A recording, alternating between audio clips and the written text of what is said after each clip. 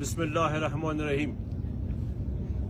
خدمت همشهریان عزیز کابل عرض می دارم که ما و فامیلم دخترکان و اولادایم همینجا به همراه شما هستیم و آرزو داریم که مسائل کشور ما و پایتخت ما به خیر و فلاح و از طریق صلح و مذاکرات صلح حل شود.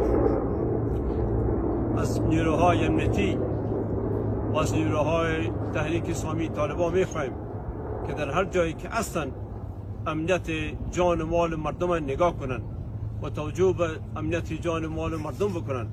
هم نیروهای امنیتی ما هم نیروهای تحریک اسلامی طالبان و با مردم سلام میکنم که با آرامش در خانه های خود باشند. ما در کوشش هستیم که با بزرگان طالبان از راه مسالمت و برادری و وطنداری و وطن دوستی مشکل افغانستان حل شود.